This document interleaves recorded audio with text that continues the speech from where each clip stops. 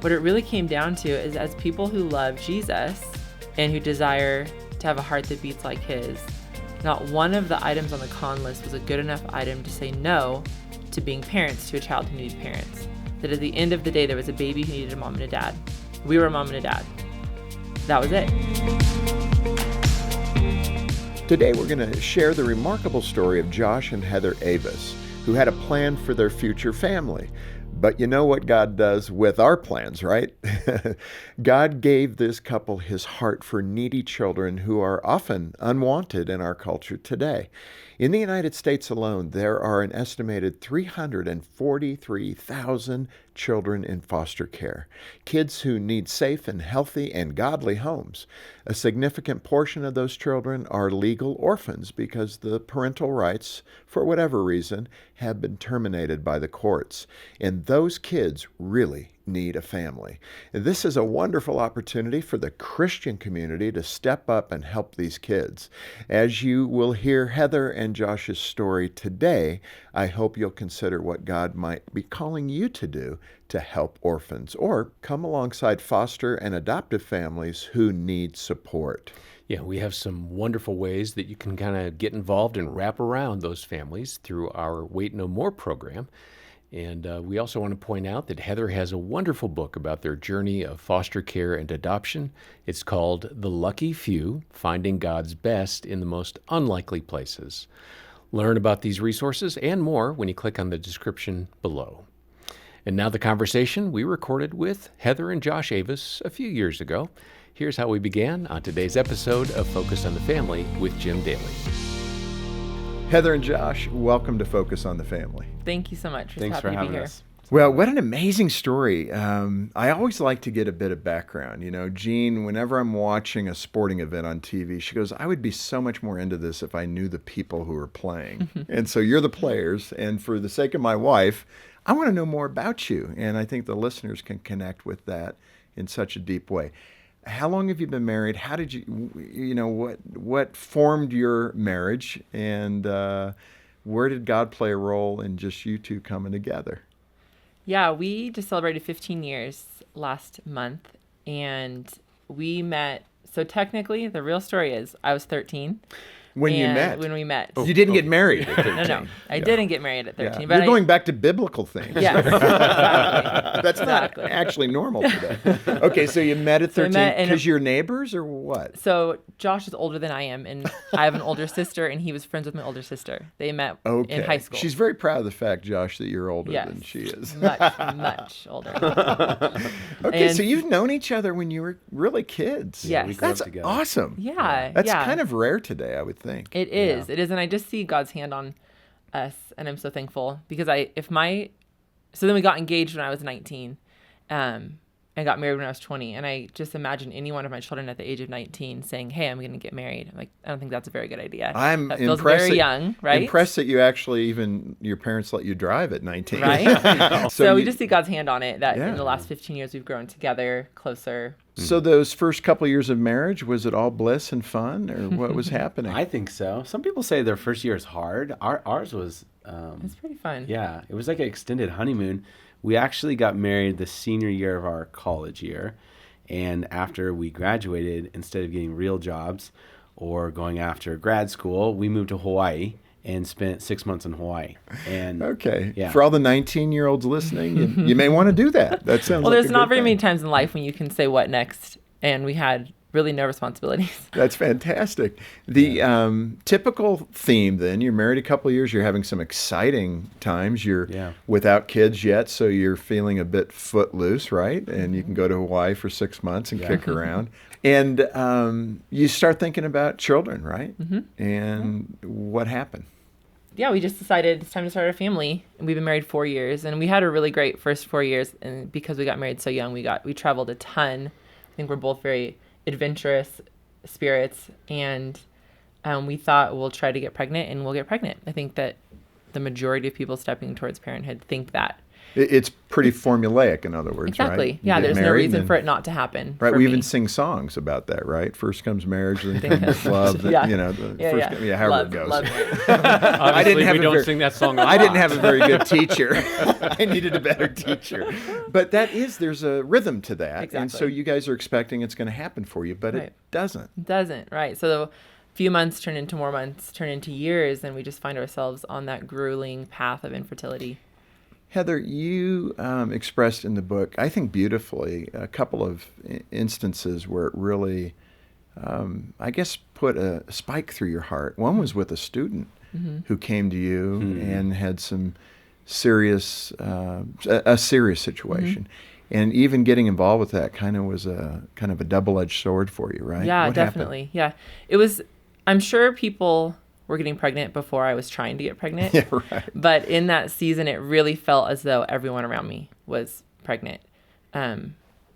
It was unbelievable how many people we knew who were pregnant. And it was every time we found out, it was just felt like a little bit of a stab in my heart, even when it was people I loved very dearly, which including my sister got pregnant at that time when we were trying so hard. But the kicker was always a student. And I had this idea in my head that I had done everything right, that I had made the right choices. I had gotten married first. We had a really healthy marriage. We were established in careers. We were doing all the right things. We had a Faithful plan. to God. We had a faithful plan. faithful Yeah. to God, yeah. And it was the fair thing was next we get pregnant, and it should happen very easily because that's fair, right? Yeah. And so then when I would have a student, I had one girl who was just like she just had a chip on her shoulder. She'd had a really rough upbringing, and I had kind of taken her under my wing during the school year, and she came to me during my planning period just in tears, and she just said, "Mrs. Avis, I'm pregnant, and my parents are going to kill me." And I didn't think I could get pregnant because I already had an abortion, and she was 15, and it Oh, was my just like, goodness. oh my word. And so she's crying and I'm crying, partly for her, but mostly for me. Like, how is this possible, God? This girl's pregnant? This one here? Really? And that's so honest. I love that in your book, the way you express that, because it's very human. Yeah. But you're sitting there consoling this 15-year-old thinking, how could she be a mom? I'm sure. Right. Lord, Right. I'd be the good mom. Yes. Yeah. Why am I not getting pregnant? Heather, there's so many women that face that. And if we can just take a little detour here Sure. and talk about that emotion. Certainly men, we have it in a different way when we can't conceive as a father or a husband. But what does that feel like? Describe that hallway of darkness. I think a hallway of darkness is a really good description. Another visual is I always felt myself like I had this plan and then it burned up. And so a pile of ashes and then a fan and the ashes just being blown everywhere. Wow. And how do you get that back? Like, how do you collect all of that? It's gone. And it will never be what you hoped it would be. And it's incredibly lonely because it's one of those things that until you know it, you just can't know fully. So I had friends prior to that time in my life who had miscarriages. And of course, I'm sad for that. But then after going through infertility, the way that my heart would break for them or for anyone who's going through it. So people who haven't been there mean well come alongside you, but a lot of times it just is irritating because it's not, there really isn't a right thing to say. It's just a season of, I just need to be really sad and I need you to say, I'm sorry. And maybe not even I'm praying for you. Like there were those moments of just tell me you're sorry, give me a hug, don't give me advice, don't try to be helpful. It's so lonely and painful. And when you're in it, you just are there. It's the darkness around you. You can't see it. And so what I'll tell people who are in that place, that I recognize that they're there and they might be feeling the same way I was feeling, but there is another side. But you have to go through it. You have to sit there. You have to be in it and let God's grace meet you there, and then you'll find your way out. There is a way out. But there's no emergency exit door. No, exactly. Before I move to you, Josh, to talk about the husband in this moment, one other question for you in this regard, Heather, is your relationship with the Lord. Because I'm sure that was strained to some degree. I mean, again, you talked about your formula. You got married young. You had wonderful 4 years. You're moving ahead. The next logical step is to be blessed with children. and it didn't work out that way. Did you have some bitterness, or did you have a discussion with the Lord that, Lord, I don't know why? Right. Yeah. Come on, I'm a good person. Lots of discussions. Kind of this quid pro quo. Sure. And so much of the church, we're trapped in that a bit, that we think that if we do these things, Lord, you do this. That's not the formula, is it? It's definitely not. And there were lots of moments. There were lots of shaking my fists at God, hysterically crying, just totally angry moments. And I feel like the ultimate lesson that God really impressed upon my heart in that season, and I grew up in the church, this idea that God is God, period. Right. And it seems real simple, but just this idea that his goodness and his faithfulness and his love for me do not hinge on my ability to get pregnant or not. They are what they are. God is God.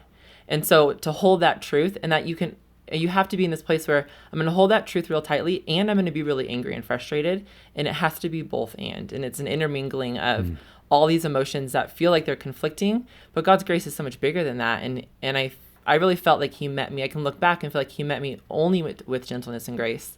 And I almost like this arm around me, knowing it's going to be okay, but he's also not going to be the person that's like, try this, and I'm praying for you, it'll be okay. Just the arm. Just the arm. Just the arm, Boy, like, that's just well this is said. hard. Here I am. I am God. Well, I'm mindful of a woman listening right now. She's at the front gate of this journey that she's about to walk, where you were years ago. And that is painful, and it is a process. And the benefit, as you described so well, is that after that process, you hopefully will have a deeper reliance upon God. Definitely. And a better understanding of God. So Josh, being the husband, I'm sure you're thinking, okay, here we go. This will be great. What was the emotion like for you finding out that you can't have children as a couple? No, not at all.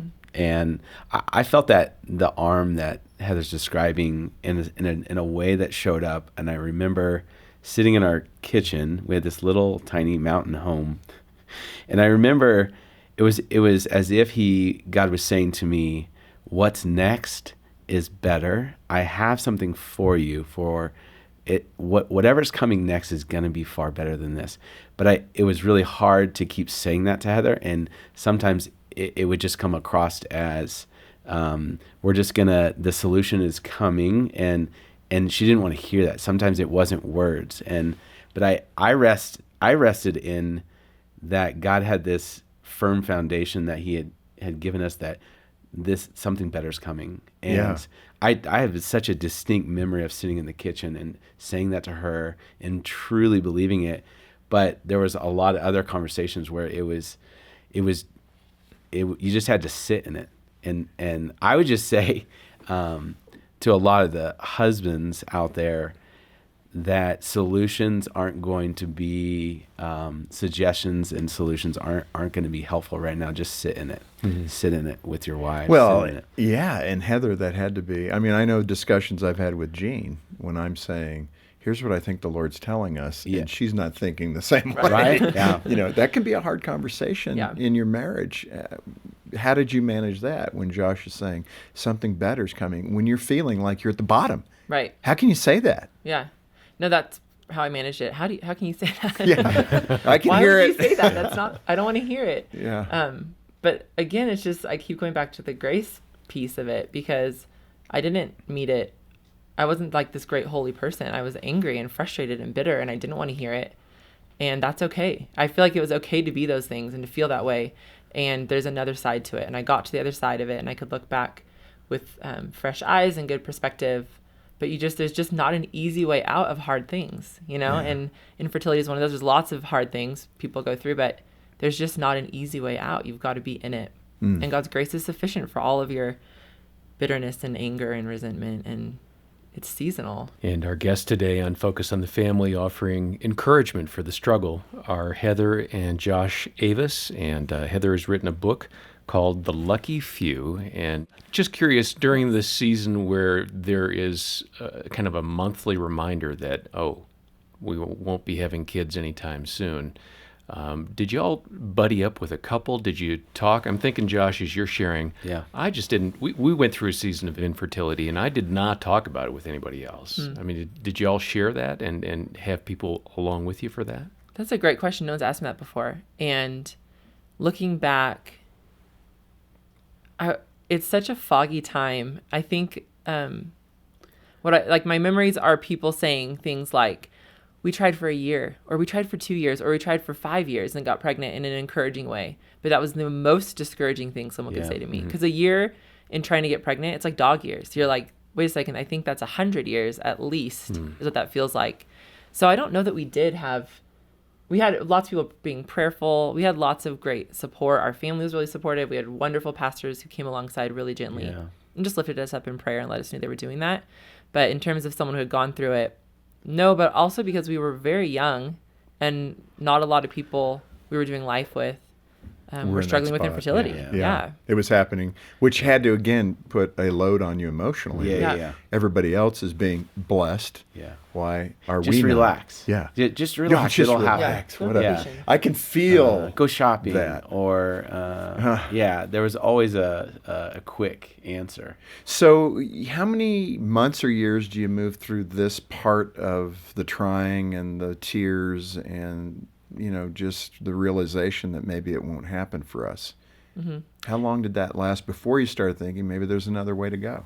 I think it was about 2 years, right? Yeah. It was about 2 years of trying to fix it, trying to make it work. Right. And we never went as far as in vitro fertilization, but we tried everything else and got to a point where I had a test done that affected my body really negatively, and my OBGYN just saying, I think that's it. Basically stamping me with infertility, and the only way you're going to be able to conceive is through IVF. We could try that. Was it. And that was your last option. That was it. And we knew that wasn't going to be a road that we were going to travel down. So that really felt like, okay, that's it.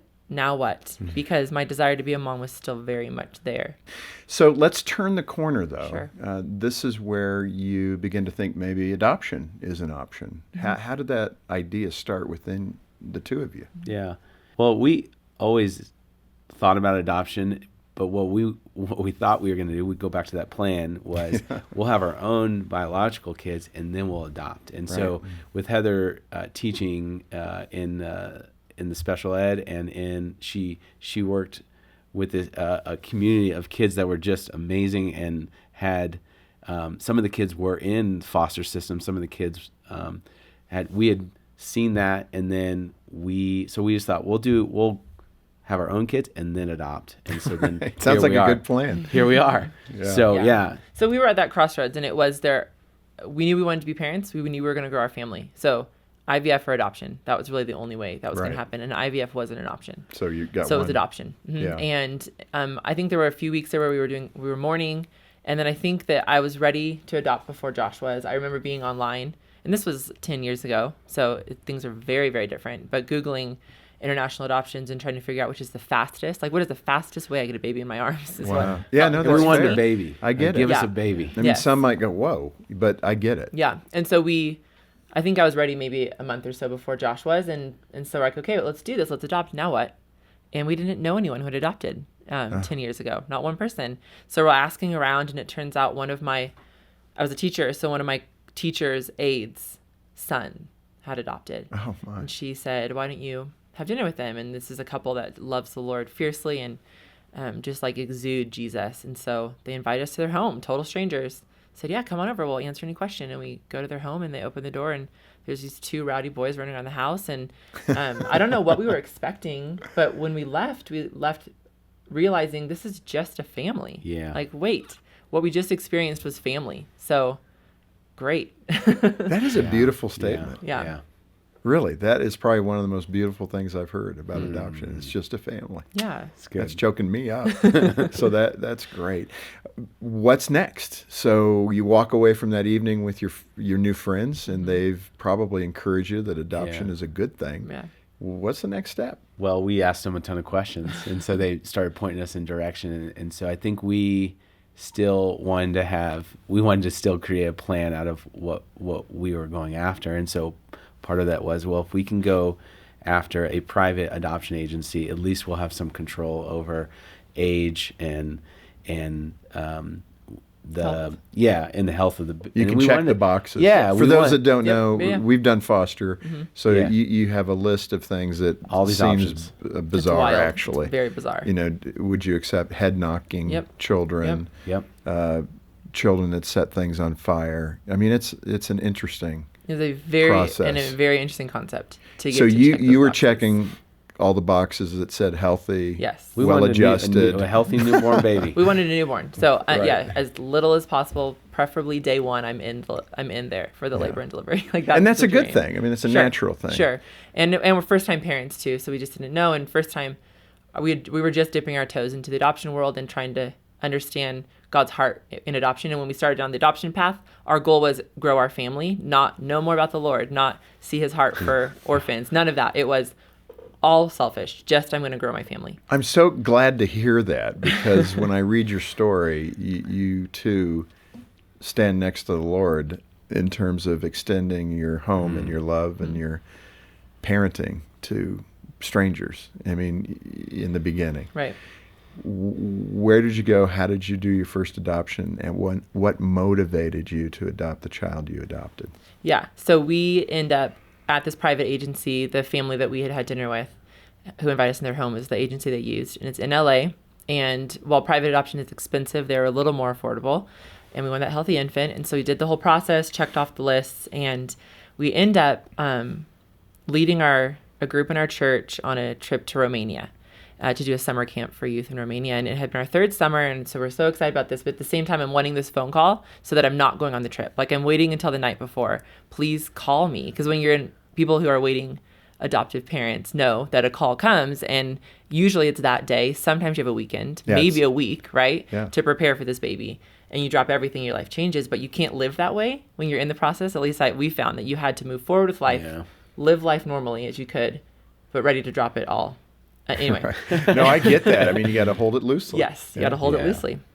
And so I send my social worker a little email. Hey, we're going to be out of the country. Just so you know, if we don't answer our cell phones or don't check email, go to Romania, spend this week at this camp. It's amazing. God's doing awesome things. We go to our hotel room. You asked her how it was going. In the email I said, how are things going? Yeah. What's that? She emails back, and we open it. I'm in Romania. I open up the laptop, and I see an email from her, and my heart drops. Anytime I see her name, my heart drops. Like, that's my baby. And then I remember she's just replying to my email. So she says something like, thanks for letting me know. Things are really slow. We have a couple babies with Down syndrome placed in with our agency. It's always hard to find placements for them. Your profile's been viewed once. Hang in there. And instantly, God did something in my heart when I read those words, babies with Down syndrome. And it was instantaneous, and I was not excited about this. I wasn't like, yes, Lord, let's step towards this. I was like, no. And I got down, and our team was waiting for us. We were going to go dinner, and like Josh and I lagged behind, and he's like, what's going on? I tell him, and I'm waiting for him to say, oh, no, that's not what we're going to do. And he goes, yeah, I think we should pray about that. Can I ask you a tough question? Yes. Were you hoping he would say, what? No, let's not do that. Yeah, I was hoping that he'd say, no, we're not waiting for those babies. Like, she's just telling us that happened, so we'll wait for our baby. And Josh, I got to ask you, I mean, why did you respond with what you responded to? A lot of couples listening to us now are going, why? Why would you do that? I mean, I'm getting choked up hearing her talk about. These are my kids, so just hearing her explain it that way, it gets me choked up. I think I'm just a firm believer everything happens for a reason, and so if this was the reason we were going, and this is the direction we're going, then let's step in that direction. So, yeah. Yeah, I think a lot of people look at our story. There's these two little girls with Down syndrome, and the long story is the short of it is we adopt one of these children with Down syndrome. And from the moment we read that email to bringing our daughter home, it was mostly us saying no. Yeah. Or us saying, I don't think so, but we'll keep stepping this direction. And so we weren't these amazing holy saints. We were fighting what God had laid before us, fighting against it. And God kept meeting us with, okay, let's keep moving forward. All right, that's nice. Let's keep moving forward.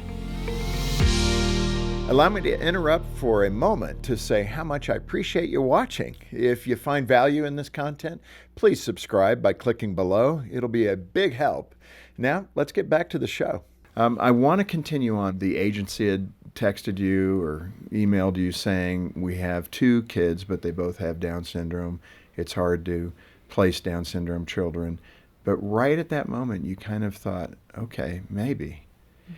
I do want to say it's almost angelic. I mean, most people would say, I can't carry that burden. That's too much for me. The Lord will know. I've got so much that's going on. How did you process that? How did you say, I could do this? You've only been married 4 years. You're young, in your mid-20s. Mm-hmm. Yeah. This is going to be a load. This isn't just, normal parenting. Yeah, definitely. How? God kept nudging us along the way. We had a week left in Europe that Josh and I just did together. We went to Greece, and we spent that entire week, the majority of our conversations were around this idea of adopting a child with Down syndrome. And Josh would make lists, pros and cons lists. I'm not that organized in the way that I think, but Josh is. And he would do lists, like, all right, pros and cons. And what it really came down to is, as people who love Jesus and who desire to have a heart that beats like his, not one of the items on the con list was a good enough item to say no to being parents to a child who needed parents. That at the end of the day, there was a baby who needed a mom and a dad. We were a mom and a dad. That was it. And that's enough. And that's enough. And I think that's a huge piece of adoption, is at the end of the day, there's a child who needs a family. You can be a family, and that can be enough. So we moved forward in that way. And even after saying, okay, yes, let's learn more, we got home from Europe, called a social worker. It's a very long story, but even in that moving forward, it was like, okay, it was a roller coaster. We're so excited. We got this. And then an hour later, no. We cannot do this. What will this look like for our life? This is terrifying. This is overwhelming. We're not equipped. And then the next day, okay, we can do it. We can do it. So it wasn't just a seamless. Yeah. No, and I appreciate that. So that vacillation, did it come from both of you, or was it one of you predominantly that you were retreating after going forward? Or was it a shared kind of thing where, depending upon the day, Josh, you were saying, honey, come on, really? Yeah. Mm-hmm. And then the next day it was you. Yeah. I mean, that's completely natural. I understand this. Yeah, for sure. Yeah, it was definitely a process, for sure. It was up and down. I think it was a lot of hard conversations where I would pull her up, or she would pull me up, or you would try to convince the other, and even hard conversations with family, to be honest, and hard conversations with our support around us, saying, "Are you sure about this?" And so were family members saying, "Hey, don't do this"? I think they were just protective of us. Right. No one ever flat out said, "Don't do this." Yeah. But it was a lot of like oh. Okay, tell us more. Why are you doing this? I have always been like a cheerleader for the underdog since I was really little. Like, since my parents can recall and since I can recall, I've had this heart that breaks for the brokenhearted. And so my mom, I think, was worried that I was trying to rescue, that I was trying to do this big noble thing and rescue this poor child, and that my intentions maybe weren't going to be healthy in the long run for me. And I'm her daughter, so she's looking at me as her daughter, like, what is this going to mean for your life? And so I did have a conversation with my mom. Where I decided to say, hey, Mom, you have to trust who you raised me to be, who God's made me to be, and what he's calling us to in this. I need you to just trust right now. Did you appreciate the question for solidifying the decision you already had in your heart? Was there any appreciation for your mom's forcefulness with that? Oh, absolutely. I mean, I could see myself as a dad of a now 17-year-old. Right. In a few years, he might make that decision. I might ask that question. Right. Yeah. In part, just to make sure that my adult son or daughter really has counted the cost. Right. Yeah. And so, and I think that's also why we went to our parents and went to our people who we could love and trust, because we needed that support. That support and the different perspective. We needed people to be pushing back, because it was a big decision for us. And I was 27 years old, and it was a big decision, because we also at any given time could have said no firmly and officially, and then probably within a few weeks been receiving a phone call for this healthy infant we've been waiting for. Sure. Let me, just the thought came to me. Do you think either of your parents, did they think, what are we being pulled into here when we have to babysit and caretake? Was there any of that consideration that you're aware of? I hadn't thought about that, but that would be a normal grandparenting question here. Yeah, I think there is a lot of people's first reaction is, what does this mean long term? Like, this, what are you going to do with this child when you're gone? Who's taking care of this child as an adult? And things are very different now in the Down syndrome world. That narrative's really changing significantly. That's a whole other topic. But definitely, I think everyone in our family was like, okay, this has huge implications on the entire family because it does, you know? And even I have an older sister who had 2 kids at the time, and thinking of our future daughter's cousins, and that there's no burden or pressure on anybody, but if the day comes that no one can care for our daughter and she does need extra care, is it my nephew and niece? You know, like that everyone here is affected. And before that child enters our lives, a child with Down syndrome, I think that it is this idea of this is a lot, this is heavy, this is too much. And then enter said child, and everyone's tune changes almost instantly to like, oh no, I get her. Like this battle over that. I have a smile on my face because I know the kids are with the grandparents right now. Yeah. So that's proof in the pudding. Right. You know, some people, Heather and Josh, may not even understand the diagnosis of Down syndrome. They hear it, and we've heard it in the news lately. There's some things that have happened in other countries. What are the obstacles? What are the hurdles? What does a Down syndrome child display? So Down syndrome is just the 21st chromosome. They have 3 21st chromosomes. So everyone with Down syndrome has 1 extra chromosome. Right. So it's called trisomy 21. The thing that with Down syndrome is there are some similar characteristics. So often it's like there's physical, so like an almond-shaped eye, usually a little bit smaller in stature, flat face, like a flatter nose. Low muscle tone. Low tone is very common. Yeah. And some kind of an intellectual disability. And then there can be heart defects. I think it's about 60% of kids with Down syndrome are born with a heart defect. And hearing problems, vision problems, higher likelihood for leukemia, higher likelihood for Alzheimer's. So those are all characteristics that are terrifying, right, on paper. I think that we forget as people that when you're giving birth to a child who has no special needs, that a lot of those are the same risks as they get older, right? Like if you're going to look at, there's all these possibilities for this child who's totally healthy at birth. They could also have any one of these things. Now, let's move through that story a little more Sure. because you didn't stop there. This is number 1. Right. What happened? What's it like bringing Mason home? Night 1, week 1, Oh, gosh. Oh, my gosh. Yeah. month 1, I mean, year we have 1. to, right. We have to back up a tiny bit that when we first, so we say, yes, we want to move forward with possibly adopting a child with Down syndrome. And then the social worker says, oh, okay, well, one of those babies was placed and the other one is we just found out all these medical needs. We're not looking at placing her. And we recognized later that they thought she wasn't going to live. They thought So they were protecting yes, everybody. they were protecting their adopted She wasn't an family. option. Sure. That they had just discovered this lung condition called pulmonary hypertension, and that her heart defect was more severe than they had recognized.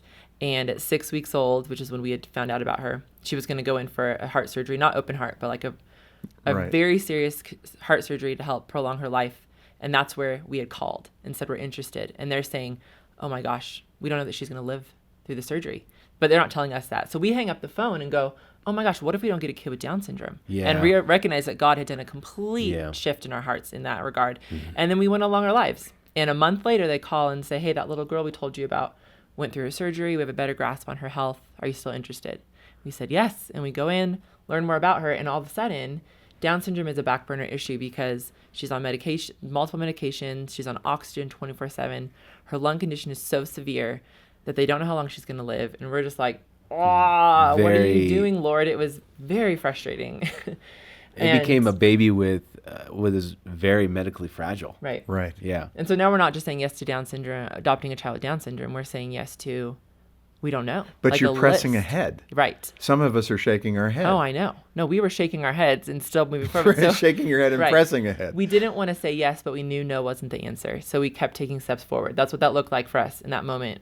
And I think when I talk to a lot of people who say, like, how do you move forward when things are so scary and things are so challenging? And for us, it was one foot in front of the other. Literally, like, I'm going to lift up my foot. I'm going to put it down. I have no idea where my second step is. And I don't have to know that. I just have to know this. You know, I want to just bring in some of the statistics because it's so important. 70% of babies that are in utero that are diagnosed with Down syndrome are aborted. Yeah. I mean, 70%. I know there's been, as I mentioned before, a lot in the news about Iceland and other countries now that almost 100% are aborted. This kind of turns that all on its head because some of the most powerful comments that I heard is that why are we discriminating against children that just have some different physical attributes? And they are impaired in different ways. but they're still human beings made in the image of God Right. that need protection. As parents who have adopted Down syndrome children, what does that make you feel like when they are talking about eradicating Down syndrome by aborting everyone who's diagnosed with it? Yeah, it makes me feel, at first it's like, wait, what? Yeah. That doesn't make any sense. Like, why would you do that? Because they're the best.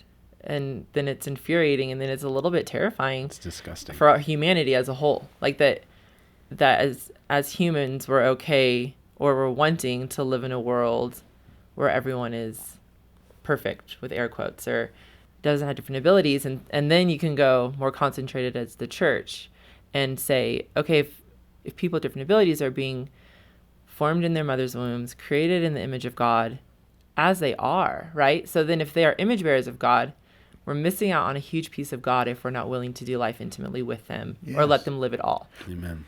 And Heather and Josh, the statement here, this is not a political statement. Right. This is the condition of humanity. Yeah. Yep. This is something that is in us. Right. How do we treat one another? Right.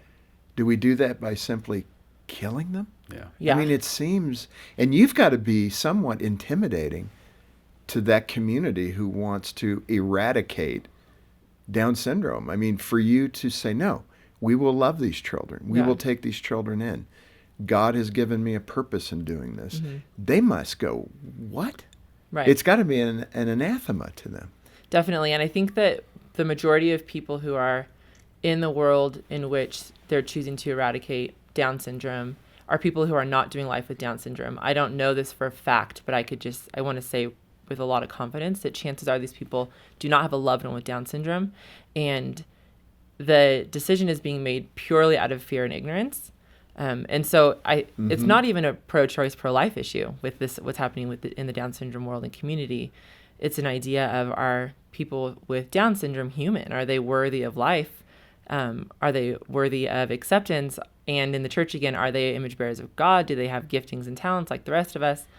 Can we see God in them? The answer is yes to all those questions. So people are deciding to terminate a pregnancy based on fear and ignorance. Fear. So then giving birth to that. So every time a child with Down syndrome is terminated, we're just giving birth to more fear and more ignorance, and then living in that. So yeah, I hope that community, as people are intimidated by me. No, it's beautifully said. Heather, I've got to ask you, because I know every mama's heart is out there saying, where is Macy at today? What's happened? Is she doing well? Right? Right. Okay, so answer that question. Yeah, no, I will answer that. And I'll go back just a little bit, because you had said first days at home, first weeks at home. What's it like? And so we say yes to this child. It's terrifying. We bring her home, oxygen and all. And there's a baby in my arms. I'm a mom, and it's the most incredible, life-giving experience of my life. And so there we are, parents. It's all we know. We don't know any different. The next day, our very first day as parents, we go and meet with her surgeon to schedule open heart surgery. So hello, welcome to parenthood. And then a month later, she has open heart surgery. It goes great. 2 years later, she's miraculously cured from this lung condition and off oxygen and all medications. And so we are now front row seat to miracles, seeing God's goodness, like this gift to get to experience that and see God in that way. And so we just held this child like, oh my gosh, this is the best yes we've ever said. We never would have known God so fully had we not taken this big risk. And today she's 9. Currently she has a cold, so that's a bummer, but she's doing great. She's amazing. And She's thriving. yeah, health-wise, we see good. cardiology and pulmonology every 2 years. We go in, they're like, she's great, get out of here. And That's what you want to hear. yeah, Yeah. no other health issues. Josh, you were feeling this emotion, man. Your eyes are all watery. This story still gets me choked up. Yeah, you just see we serve such a good God, and Wow. He loves us so much, and so we got a front row seat to see this miracle baby. And we just celebrated her 9th birthday, and I remember when we talked to her cardiologist early on, and he said, the heart surgery will help. This lung thing is really scary. And we can't guarantee that she'll live past 8. Because of the lung issue. Yes. Wow. And so 9 was a big one for us. So you just celebrated 9 years old. Man, that is good. Miracles continue to happen. Yeah. And those miracles, meaning you didn't stop there. No. You ended up continuing to adopt. You adopted 2 more children. Describe those 2 kiddos. Oh gosh. So we went into our next adoption just a lot wiser, I think, and having seen God so clearly and fully Humbled. through our first letter, and a lot more humbled. Yeah. And so we went into our second adoption. God will take any child in the world. Who do you want for us? And we end up with this It wasn't little girl. that quite angelic. I love your honesty. You had some boundaries. Man, you're making me feel better. I said I that. mean, You we speak for were yourself. closed fists on the first one. Like we had the list, we had that. This one, we walked in and said, "God, our hands are open." So, but we did. Your hands were up. My arms were like, any child in the world. So, Yeah. So it was fitting. You were enjoying this mommy thing. oh, it was the best. It was so good. I mean, it's so hard, right? All the parents out there know it is no joke, parenthood. But it's so worth it. That is so true. So we end up with this little girl who has no health issues. She's got some birth family history that's pretty heavy and serious that we had to talk about just very briefly because we knew we'd say yes. This is truly. This Yeah. is Truly. Yeah, we I named her love that Truly, name. little girl, and we knew birth mother was Guatemalan and birth father's unknown. She came home at 6 months old, and we've done DNA tests and things, so she's half African American, half Guatemalan. And she is just a spitfire. She's a world changer, but she's 6, so that's really hard. Wait, and in the book you touched on this, and I'm glad we have a couple of minutes here to dig into this because you said she's your strong-willed child. Yes. Those of us with strong-willed kids, we're all laughing, going, "Yeah, I got one of those." But you said something in there that at first I was struggling with, and that was her attitude and her behavior. You came to the conclusion that I have a role in this. The way I'm parenting her may not be helping her. Yeah. I kind of had a little conviction about that. So why did you look to yourself as the problem, not truly the strong-willed child? Because we really get on those kids in a bad way. Yeah. It's not me, it's because of you. Right. Yeah. But maybe you can teach us how to look at it differently. Sure. I think that ultimately I'm the adult and she is a tiny child. And so that's not fair, right? It's not fair to say, hey, 3-year-old, mature. Act and like an adult. Right, act like an adult, shape up. And she just didn't, she was so different than Mason. So people who have multiple kids. And I thought, hey, I'm a really good parent. And then enter Truly. I'm like, I have no idea what I'm doing. So she was like a refiner's fire for me. What did that look like on a day-to-day basis?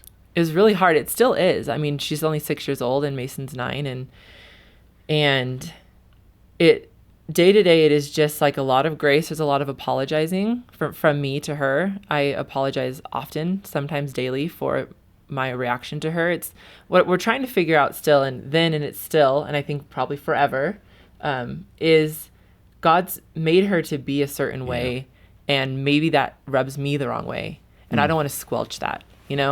Because I need control over these spaces, but she's not going to let me have that control. That's not bad. She's not a bad kid. She's not outside of God's will. She's on this path she's supposed to be on, but it's hard for me because I'm not her, and we're very different. Yeah. Or very similar. But she's arguing a lot with you, I'm guessing. Yeah. Or she's pushing boundaries. Truly is, where is the line? And then she's going to put her toe over it and she's going to look at you and go, now what? Sounds like a healthy family. Right? And I think that Just Pretty family. typical. Yeah, just right. family. And we always say the characteristics that Truly has right now that are difficult are going to serve her so well as an adult. Yeah. So how do we hold those, help her manage those, and not squelch them? I tell you, parents with a strong-willed child, I think we repeat that. Our pillow talk at night is, I know it's hard right now, but I think it will really serve him well. Yeah. So, Yeah. man, Gene and I have had that chat. Yeah. Now, you have a third child, Yep. and we're running out of time, but describe just quickly your third child. Also Down syndrome. Yes. Yes. Yeah, so again, we went into we wanted to be parents again, and this time around, again, we had our hands open. We weren't looking to adopt a kid with special needs, and sure enough, he aligned things, and we met a birth mother who was pregnant with a little boy who had Down syndrome, and we brought him home the day after he was born. Wow. And August Riker is, I would describe him as, he's the bearer of joy. Yep. He really man. is. He's 3 years old, three and a half. I love the name, August Riker. Yeah. Sounds like a character in a novel. We have a beautiful relationship with birth mom, and he just fit right in. Okay, this is Yes, the big push now. Okay. We're down to the last minute. You're convincing me. You're saying things that I'm warming up to. what should I do next? I mean, What's next? I know, okay, right? yeah, maybe I should look into adoption. Maybe I should foster adopt. Maybe I should ask for a special needs child. Maybe Yeah. Down syndrome. Maybe something else. Push me over the line. Yeah, I think you got to take that one big step. I think you have to really abandon all those fears or say, great, I'm terrified this is going to overwhelm me. Okay, I'm still going to take that step. It really is a step. It's not some giant leap of faith. It's, I'm going to move forward towards this, recognize that this is God's calling on us if we love him and we want to know him more. Yeah. Can I end with this one? I keep saying that, don't I, John? We're going to end the program several times. It's this battle that we have, especially in Western culture, where we have leisure and comfort as our main goal. Yeah. And it's really... That's not what God called us to. It's not. Yeah. But how do we shake the shackles of that desire to have an easy life, a comfortable life? Now I'm starting to really put a knife into people's sides and say, Lord, I know you're not calling me to that. Right. That is a big step. Yeah. That's not a little step. No, you're right.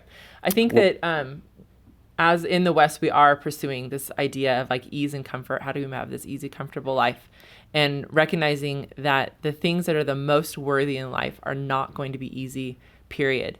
And where God resides, where his heart beats the loudest, is not in those easy, comfortable places. So if you want to hear God's heartbeat more fully, understand him more fully, and sit in the worth and value of life and humanity, then you have to be willing to step into those hard places. You can have easy, that's fine, but you're missing out on the heartbeat of God if you do that. That sounds so much like what the Lord would say to all of us. Yeah. Heather Avis, author of the book, The Lucky Few, and Josh, her wonderful husband. Man, you guys, you are rocking it. Oh, thanks. And it's Thanks for awesome to having us. see. Thanks for being a great Thanks for having witness. us. Yep. Yeah, thanks.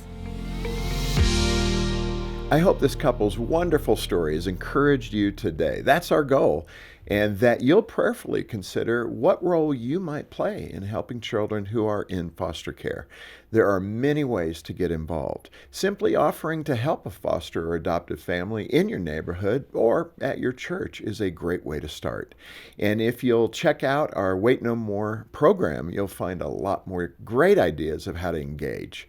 Of course, we'd also recommend you get a copy of Heather's book. Send a gift today of any amount to Focus on the Family, and we'll send that book right out to you to say thank you for supporting the ministry. Yeah, we hope you'll call 800, the letter A in the word family, right now, or you'll find all the details you need about Wait No More and Heather's excellent book, The Lucky Few, in the description below.